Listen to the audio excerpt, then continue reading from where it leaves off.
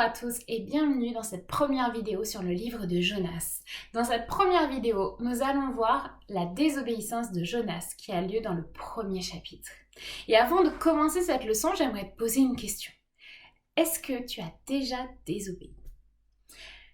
Par exemple, est-ce qu'une fois tu as choisi de ne pas obéir à tes parents lorsqu'ils t'ont demandé de ranger ta chambre parce que tu voulais regarder un peu plus longtemps un dessin animé?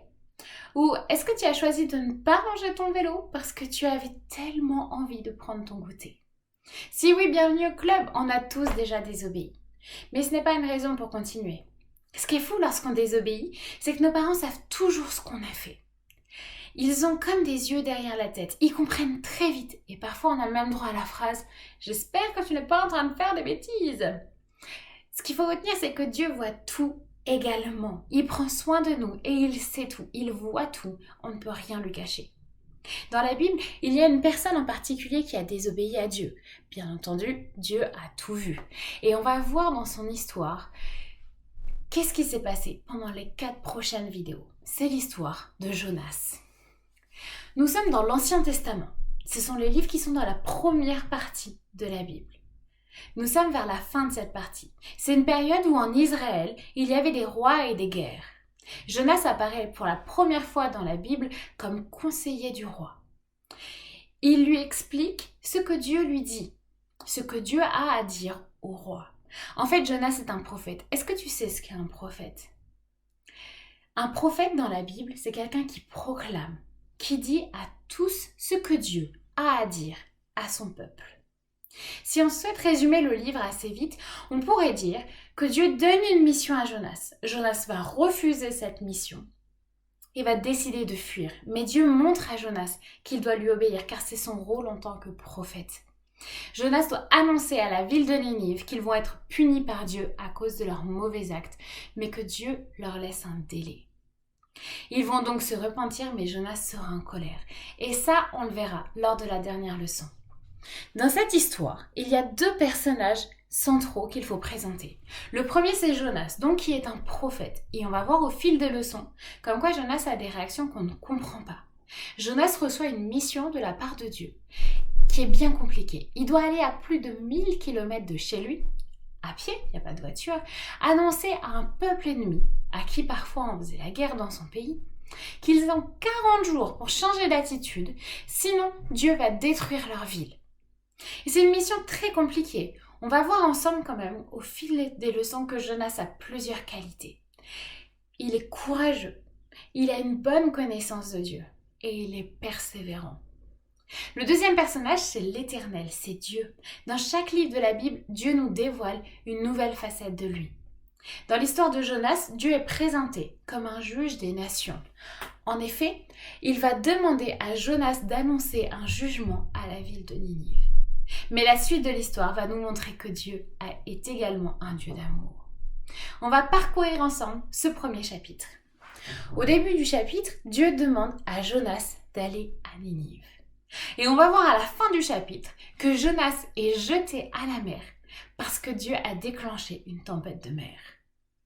Si on regarde une carte, on peut se poser la question de pourquoi Jonas se retrouve à la mer à la fin de ce chapitre.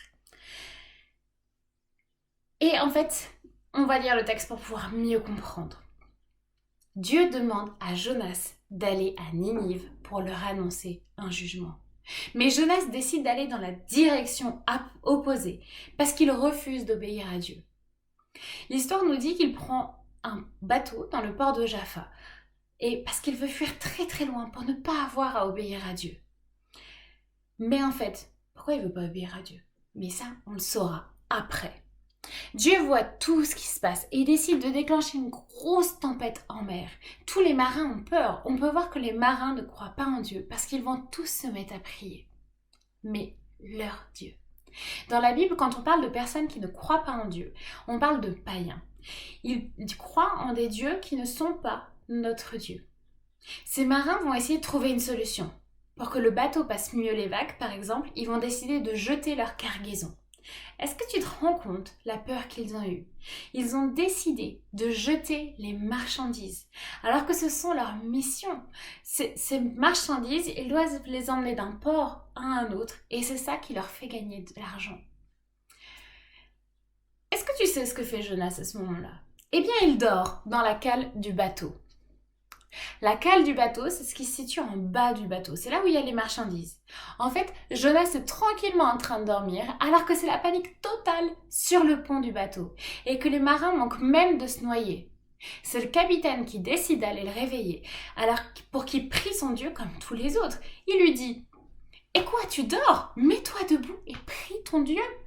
Peut-être Dieu se souciera-t-il de nous et nous ne périrons pas. » En fait, la tempête est si violente que tout le monde avait compris que cela venait d'un Dieu en colère. Les marins décident de tirer au sort. On peut se poser des questions sur cette pratique. Pourquoi est-ce qu'ils tirent au sort? En fait, à l'époque, on croyait que les dieux répondaient à travers ce tirage au sort. Qu'en fait, les dieux expliquaient envers qui ils étaient en colère. Et les choses deviennent claires pour eux lorsqu'ils tirent Jonas au sort. Il est la raison de cette tempête.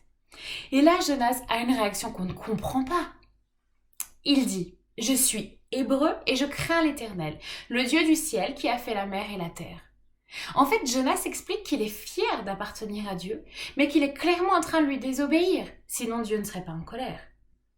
C'est un peu bizarre, non? C'est comme si tu disais que tu étais très fier d'être l'enfant de ton papa et de ta maman, mais que tu étais en train de faire une énorme bêtise. Pourquoi Jonas fait cela? Encore une fois, on ne sait pas. On n'a pas encore les réponses, mais on les aura avant la fin de toute l'histoire. Même les marins ne comprennent pas. Ils lui disent: « Mais pourquoi as-tu fait cela ?» La solution de Jonas est encore plus intrigante. Il aurait pu demander pardon à Dieu. Comme ça, la tempête se serait calmée de suite. Ou dire aux marins de faire demi-tour. « Ramenez-moi au port, je vais aller à Ninive. » Mais non, tout acte de pardon de sa part aurait calmé la tempête. Mais Jonas a encore choisi une autre voie. Il leur dit: « Prenez-moi et jetez-moi à la mer. Et la mer se calmera, car je sais bien que c'est à cause de moi que cette grande tempête s'est déchaînée contre vous. » On voit que Jonas ne veut pas du tout obéir à Dieu. Il est même prêt à mourir plutôt que de suivre l'ordre de Dieu.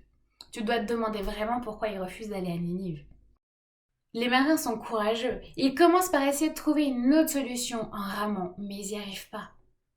En fait, on voit qu'ils n'ont pas envie que Jonas meure. Ils tiennent quand même à rester vivants. En fait, ils aimeraient que personne ne meure. Ils ont tellement peur qu'ils prient Dieu directement et comprennent qui il est. Comme le dit Jonas, c'est le Dieu du ciel qui a fait la mer et la terre. En fait, ce qui est impressionnant dans cette histoire, c'est que les marins vont tous se convertir, alors que le représentant de Dieu reste dans son entêtement. Alors qu'il devrait être une lumière pour eux, un bon témoignage, son mauvais exemple permet à chacun des marins de se convertir. Dieu est grand, n'est-ce pas, hein? À partir du moment où Jonas est jeté par-dessus bord, la tempête se calme. Les marins éprouvent une grande crainte et c'est une très grande forme de respect envers Dieu. Ils vont s'engager envers lui, ils vont choisir de le suivre et de le reconnaître comme ultime Dieu. En fait, si on décide de résumer, on pourrait avoir 3 grandes idées dans cette histoire. La première, c'est que Dieu donne un ordre. Et on a Jonas qui décide de fuir sur un bateau. Les marins vont l'accueillir, bien entendu, mais ils ne savent pas pourquoi. Ils ne savent pas ce qui se passe. En fait, ils ne savent pas que Jonas est en train de désobéir. Le deuxième événement, c'est qu'une tempête est en train de se déchaîner. Et Jonas va être en train de dormir dans la cale, sous le bateau. Les marins tentent de rester en vie par tous les moyens et ils se battent face à cette tempête. Et le troisième événement, c'est qu'on apprend que Jonas est la raison de cette tempête.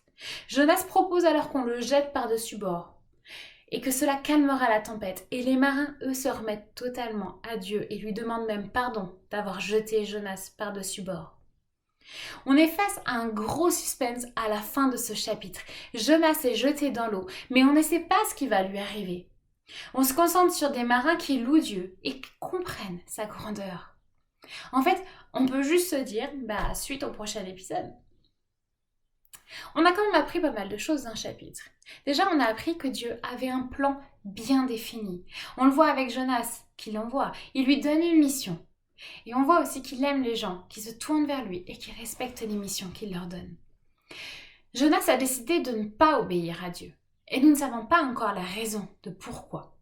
Mais ça ne présente pas une très belle image de Jonas. On peut croire pour l'instant que c'est une personne têtue qui ne respecte pas vraiment Dieu. Sinon, il irait à Ninive. Dieu fait grâce à ceux qui se tournent vers lui.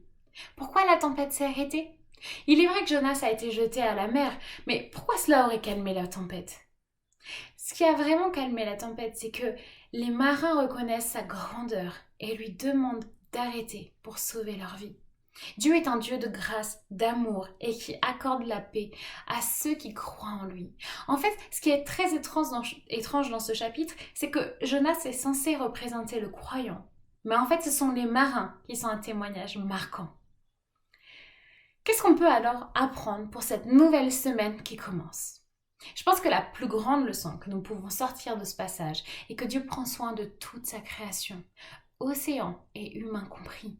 Ici, on voit des marins qui décident de se remettre totalement à Dieu pour calmer une tempête affreuse qui les effraie au plus haut point. Dieu calme la tempête. Dieu est le Dieu de toute la terre. Il voit tout. Rien n'est caché pour lui. Prenons 2 petites secondes pour une explication. Mon fils Thomas, du haut de ses 1 an, aime se cacher derrière son bavoir quand il mange. Et il attend qu'on dise « Bah, t'es où ?» pour pouvoir se montrer. Mais si je fais ça, est-ce que je suis cachée? Moi, je ne vous vois pas. Mais vous me voyez. Eh bien, en fait, se cacher de Dieu consiste à ça. Je ne peux pas me cacher de Dieu. Il me voit à chaque instant et je ne peux pas lui cacher mes bonnes actions non plus. Ni mes mauvaises. Surtout mes mauvaises. Alors, je te donne une mission pour cette semaine. Prends ta Bible et relis le premier chapitre de Jonas, celui qu'on a parcouru aujourd'hui. À la fin, prends le temps de prier, de parler avec Dieu. Et voici 3 petites phrases pour t'aider à démarrer ce moment. Premièrement, merci Dieu, parce que tu prends soin de moi, soin de tous les êtres humains et même de la mer et des animaux. Deuxièmement, pardon Dieu. Vraiment, je te demande pardon parce que j'ai été comme Jonas. Et je me suis cachée. Et j'ai voulu cacher mes bêtises. On voit que Dieu voit tout. Ne cherche pas à lui mentir si tu fais une bêtise. Ça arrive. Mais par contre, c'est important de lui demander pardon. Et troisièmement, apprends-moi, Seigneur, à devenir comme les marins et à comprendre que tu maîtrises tout et que tu peux aussi prendre soin de moi. On va également apprendre un verset sur Jonas. C'est un verset qui se situe au chapitre 2. Et donc du coup, on le verra lors de la prochaine vidéo. Ce verset dit « Le salut vient de l'Éternel ». Tu le répètes avec moi? Le salut vient de l'Éternel. Encore une fois. Le salut vient de l'Éternel. Essaye tout seul. Le salut vient de l'Éternel. Bravo! La phrase est assez courte et je suis sûre que tu vas pouvoir l'apprendre très vite. D'ailleurs, tu la connais peut-être déjà. Dans l'activité d'aujourd'hui, tu vas avoir un coloriage et tu verras que le verset est également écrit en bas du coloriage. Tu vas donc pouvoir prendre le temps de le relire et de le redire à voix haute. De même, je me répète, mais n'hésite pas à prendre ta Bible et à prendre ce moment avec ta famille pour relire l'histoire de Jonas, le premier chapitre. Tu peux même lire le prochain chapitre, le chapitre 2, pour la prochaine vidéo. À bientôt!